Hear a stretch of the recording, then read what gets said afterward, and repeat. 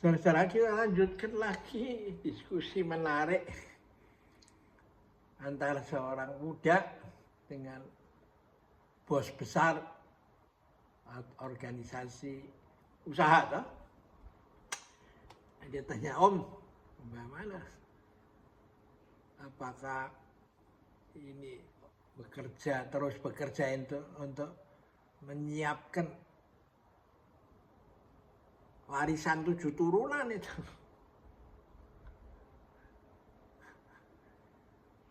Ya, kok sampai terus mati-matian tua ya masih kerja begini.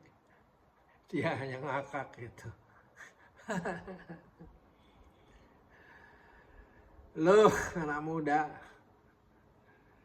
nggak tahu bahwa kalau anak saya bodoh, males lagi, sukanya foya-foya aja,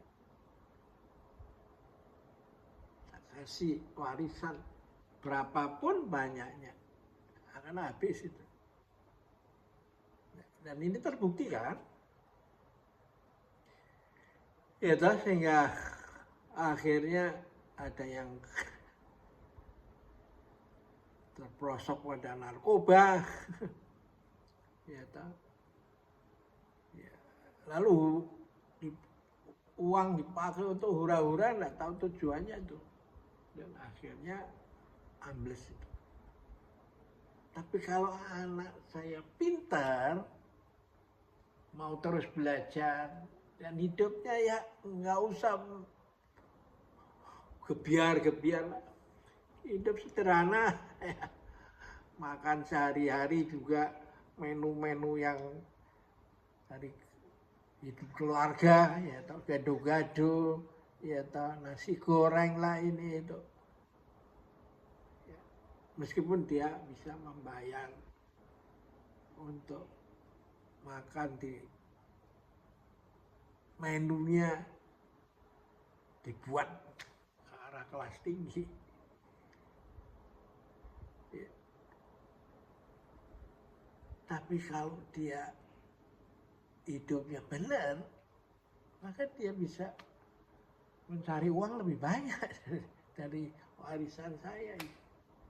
Ya, itulah hidup itu. Kalau lu nggak ngerti ini, ya banyak dikipasin itu.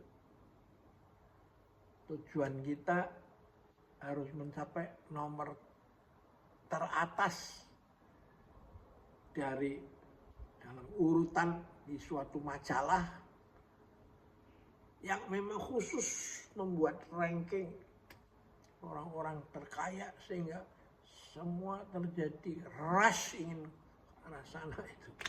Nah ini kan sama aja jebakan Batman kan.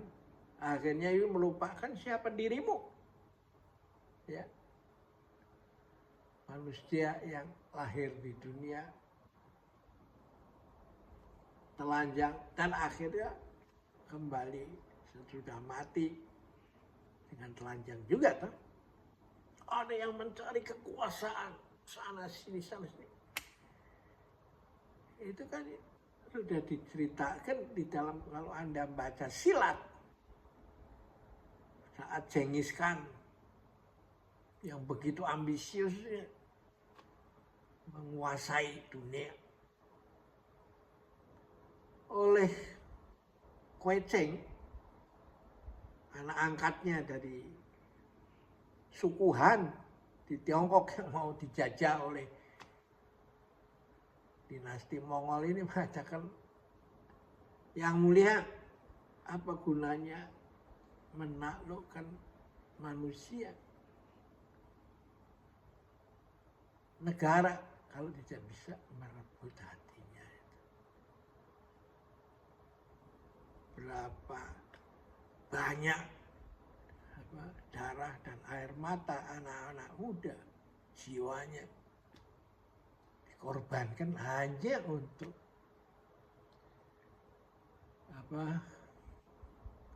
memenuhi ambisimu gitu, ya. Nah itulah makanya saya melihat bahwa cerita silat itu jangan main-main, itu pendidikan budi pekerti yang luar biasa itu.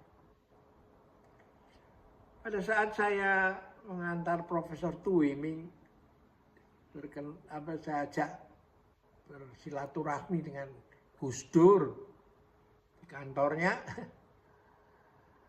ya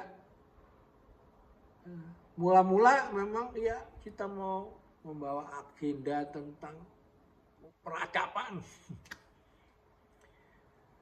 masa depan loh. Tapi akhirnya setelah berjalan beberapa lama,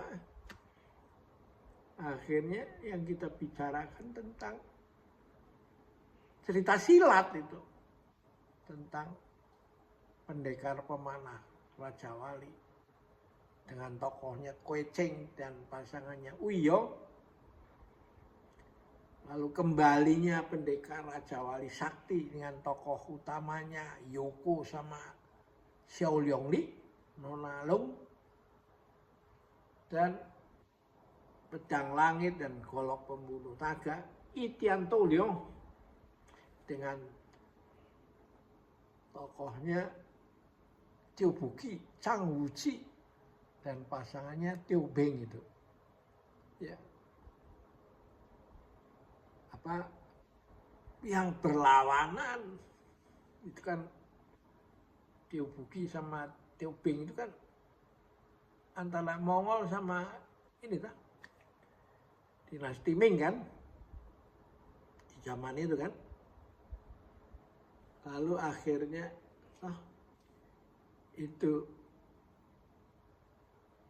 hidup bersama menjadi pasangan suami istri yang meninggalkan kekuasaan.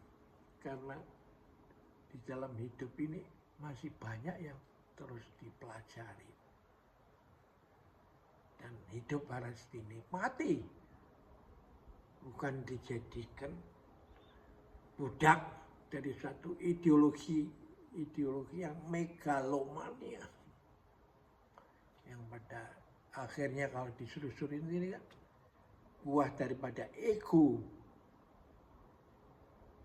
sendiri itu. Nah ini sudah diceritakan di India oleh dalam kisah Ramayana itu, bahwa Sri Rama, Dewi Sita, dan Dasamuka itu sebenarnya konflik yang ada di dalam diri Sri Rama itu sendiri kan. Sebelum menemukan jati dirinya, sangkan paraning dumadinya. Oke, kita akhirin dulu dan lanjutkan nanti kesempatan lain.